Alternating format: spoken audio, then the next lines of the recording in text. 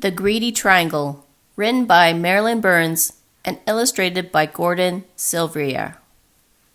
Once there was a triangle that was, as most triangles are, always busy.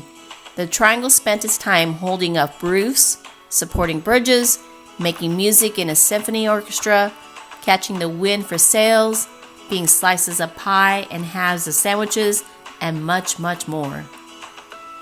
The triangle's favorite thing, however, was to slip into place when people put their hands on their hips.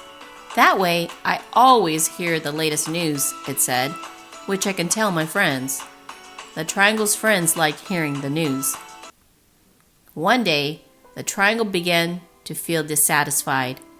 I'm tired of doing the same old things, it grumbled. There must be more to life.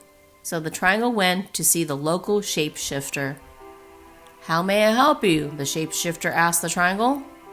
I think if I just had one more side and one more angle, said the triangle, my life would be more interesting. That's easy to do, said the shapeshifter. The shapeshifter turned the triangle into a quadrilateral. Life changed in a wonderful way. The quadrilateral was happy with all the new things it could do.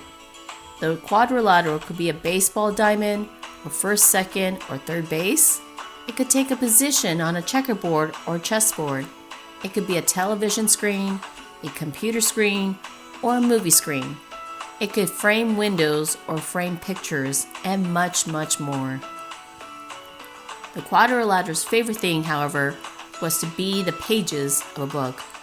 I learned so many interesting stories that way, it said, which I can tell my friends. Quadrilateral friends like hearing the stories. But one day, the quadrilateral began to feel dissatisfied. I'm tired of doing the same old things, it grumbled. There must be more to life. So the quadrilateral went back to the shapeshifter. How may I help you now? The shapeshifter asked the quadrilateral.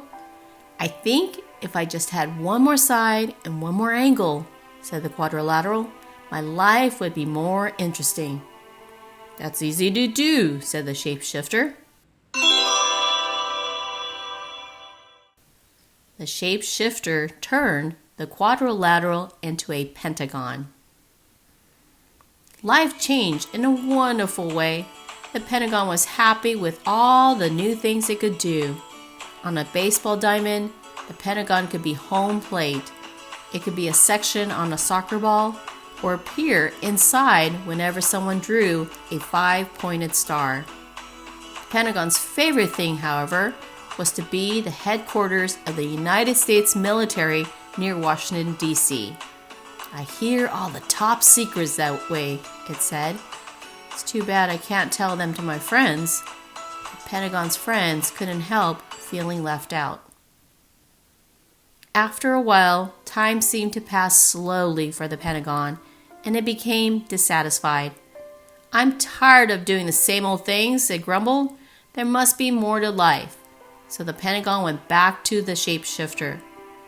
So you're here again, the shapeshifter said to the Pentagon.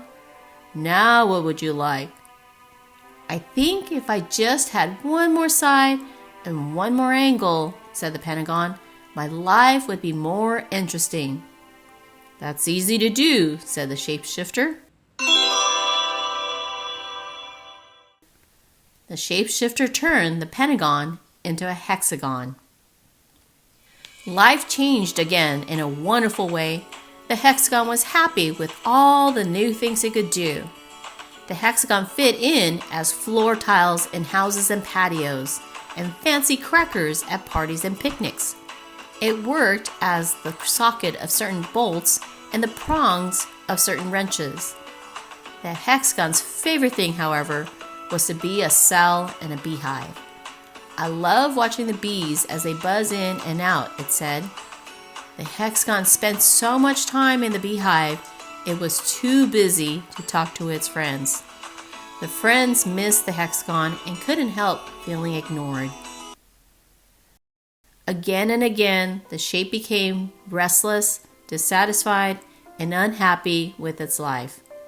Again and again, it returned to the shapeshifter for more sides and more angles. The shapeshifter agreed to turn it into one shape after another: a heptagon, an octagon, a nonagon, a decagon, and on and on. Finally, the shape had many, many sides and many, many angles. Its sides were so small that it had trouble keeping the balance. Its friends couldn't tell which side it was on and began to avoid the shape. One day, when the shape was going down a hill, it began to roll. Faster and faster it went, screeching around corners, crashing into fences and trees, colliding with bicycles and terrifying walkers. At last, the shape came to a stop. It felt tired and dizzy, lonely and sad. Enough, thought the shape.